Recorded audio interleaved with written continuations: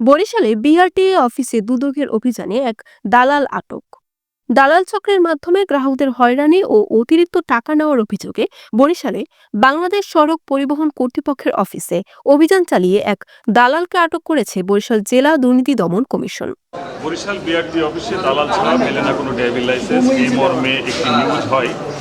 এই অভিযোগের প্রেক্ষিতে দুর্নীতি দমন কমিশন প্রধান কার্যালয় ঢাকা কর্তৃক আমাদের দুর্নীতি দমন কমিশন সমন্বিত জেলা কার্যালয় বরিশালকে নির্দেশ প্রদান করে এই অভিযোগ সংশ্লিষ্ট বিষয়ে একটি অভিযান পরিচালনা করার জন্য।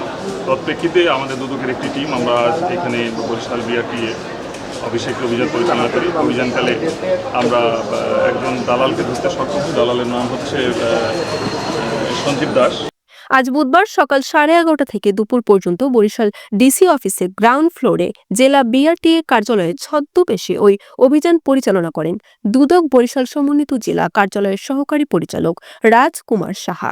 পরে অভিযানে যুক্ত হন ভ্রাম্যমাণ আদালতের নির্বাহী ম্যাজিস্ট্রেট রবিউল হাসান ভূঁইয়া। এ সময় আটককৃত সঞ্জীব কুমার দাসকে 1 মাসের কারাদণ্ড এবং 200 টাকা জরিমানা করা হয়। আটককৃত দালাল সঞ্জীব দাস বরিশাল নগরীর 8 নং ওয়ার্ড দপ্তরখানা এলাকার শম্ভুনাথ দাসের ছেলে। সে দীর্ঘদিন ধরে বিআরটিএ অসাধু কর্মচারীদের মাধ্যমে দালালি কার্যক্রম চালিয়ে আসছিলেন বলে অভিযোগ রয়েছে তার বিরুদ্ধে। এদিকে দুদকের অভিযানের কথা শুনে বিআরটিএ কর্মকর্তা ও কর্মচারীরা অফিস ত্যাগ করে পালিয়ে যান। অভিযান চলাকালীন সময়ে কর্মকর্তাদের রুমে তাদের পাওয়া যায়নি। বরিশাল দুদকের সহকারী পরিচালক রাজকুমার সাহা বলেন, দালাল চক্রের সদস্য সঞ্জীব এক ব্যক্তির কাছ থেকে 5,500 টাকা ড্রাইভিং লাইসেন্স, 21,000 টাকা নেবার প্রমাণ সহকারে সঞ্জীবকে হাতে নাতে ধরা হয়। পরে দালাল চক্রের সদস্যকে আইনের ভ্রাম্যমাণ আদালতের মাধ্যমে 1 মাসের কারাদণ্ড ও 200 টাকা জরিমানা করা হয়। তবে আটককৃত দালালের সাথে অফিসের কেউ জড়িত আছে কিনা তার খতিয়ে দেখে পরবর্তীতে আইনগত ব্যবস্থা নেওয়া হবে বলে জানান তিনি।